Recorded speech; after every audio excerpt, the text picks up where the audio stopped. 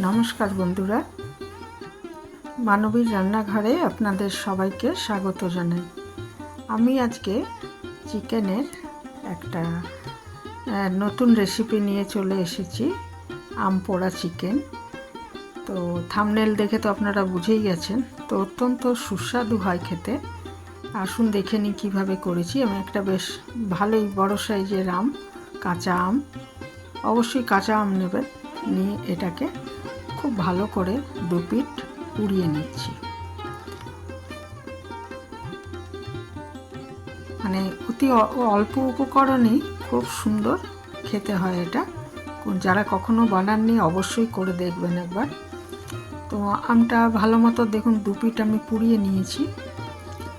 তারপর এটা ঠান্ডা হওয়ার জন্য রেখে দিচ্ছি। আর ওদিকে আমি 800 গ্রাম চিকেন ভালো করে ধুয়ে এটাকে আগে নুন হলুদ মাখিয়েছি। পরিমাণ মতো নুন দিয়ে দিচ্ছি। এখানে আমি পিঙ্ক সল্ট ব্যবহার করেছি, যে কোনো সল্টই ব্যবহার করতে পারবেন। আর পরিমাণ মতো হলুদ দিয়ে দিলাম কাশ্মীরি লাল লঙ্কার গুঁড়ো, ছোট 1 চামচ চিনি, খুব অল্প দিচ্ছি। আর লাল লঙ্কার গুঁড়ো। আর তারপরে এর মধ্যে ওই যে পোড়া আমটা রয়েছে, পোড়ার ফলে এটা একদম নরম হয়ে গেছে। এটাকে আমি এর পাল্পটা বার করে নিচ্ছি হাত দিয়ে এটাকে আগে মাখিয়ে রেখে দেবো 10 মিনিট। তারপরে ওই সময় আমি একটু মশলা করে নেব।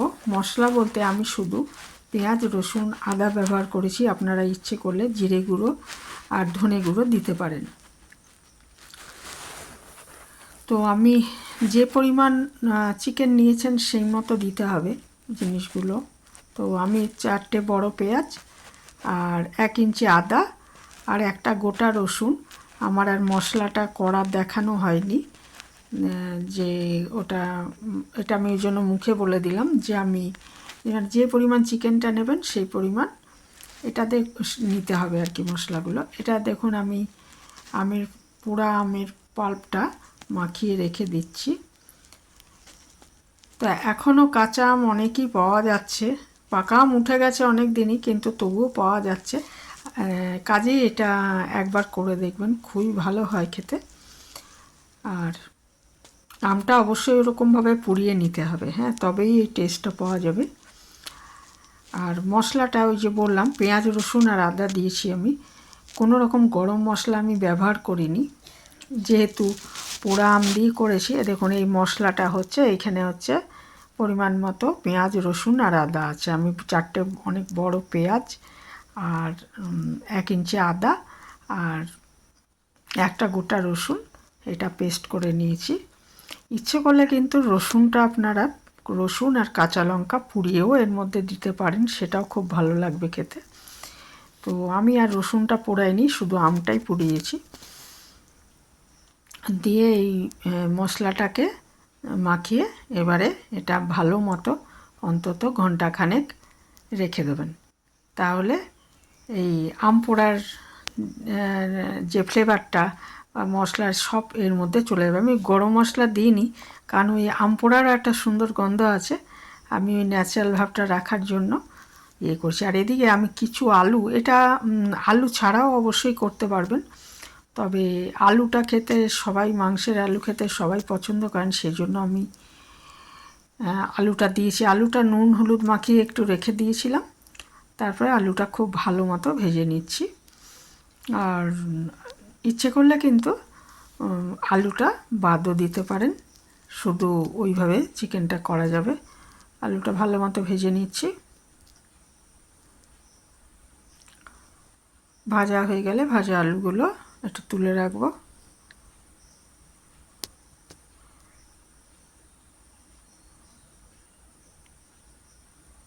আর চিকেনটা কিন্তু অনেকক্ষণই আমি এটা মাখিয়ে রেখে দিয়েছিলাম। দেখুন এবারে আমি ওই তেলের মধ্যে আমি একটু চিকেন তুলে দিয়ে দিলাম, তারপরে পুরো চিকেনটা এর মধ্যে ঢেলে দিয়েছি।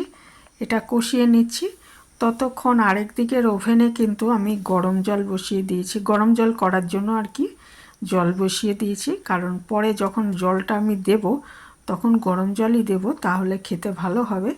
এবং সমস্ত রান্নাতেই যদি আমরা এরকম গরম জল ব্যবহার করি তাহলে অনেক ভালো হয়, রান্নার স্বাদ অনেক বেড়ে যায়। তো আমি পাশে একটা ওভেনে গরম জল করে নিচ্ছি আর এটাকে কষিয়ে নিচ্ছি খুব ভালো মতো। আর যখন কষানোটা অনেকটা হয়ে যাবে তখন এর মধ্যে ভাজা আলুগুলো দিয়ে আবার একটু কষিয়ে নেব। দেখুন আমি একটা গামলায় জল বসিয়ে দিয়েছি জলটা গরম হওয়ার জন্য। এদিকে এটা দেখুন একদম হয়েই এসছে, তেল ছেড়ে যাচ্ছে প্রায়। সেই সময় আমি এখানে ভাজা আলুগুলো দিয়ে আর একটু কষিয়ে নেব।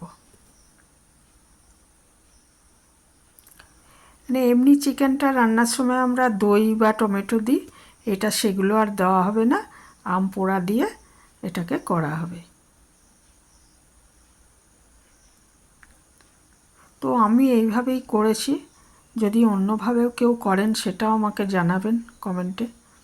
মানে আম পোড়া চিকেনটা যদি অন্য কোনোভাবে কেউ করেন তাহলে আমাকে অবশ্যই জানাবেন। আমি কাঁচা লঙ্কা একটু দিয়ে দিলাম। এরপরে কষিয়ে নিচ্ছি আর একটু, নিয়ে তারপরে এর মধ্যে গরম জল দিয়ে দেবো। ঘি বা গরম মশলা এতে আমি ব্যবহার করব না, রান্নাটা একদমই সিম্পল অথচ ভীষণ ভালো হয় খেতে। এর মধ্যে ঘি গরম মশলা ঠিক কোনো প্রয়োজনই নেই, আম পোড়াটা দেওয়ার জন্য এর স্বাদ এমনি খুব ভালো হয়। এর মধ্যে আমি গরম জলটা মিশিয়ে দিলাম।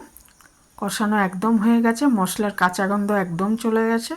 এই সময় আমি গরম জলটা মিশিয়ে এটা ঢাকা দিয়ে 5-6 মিনিট রান্না করে নিচ্ছি, তাহলেই এটা পরিবেশ। তারপরে আরও মিনিট 5 আমি স্ট্যান্ডিং টাইমে রেখে দেবো, মানে আঁচটা বন্ধ করে ওভেনের মধ্যে রেখে দেবো, তাহলে এটা তৈরি হয়ে যাবে।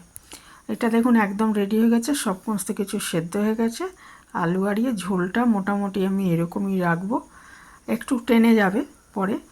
তো তারপরে আঁচটা বন্ধ করে আমি এটা স্ট্যান্ডিং টাইমে রেখে দিলাম 5 মিনিটের জন্য।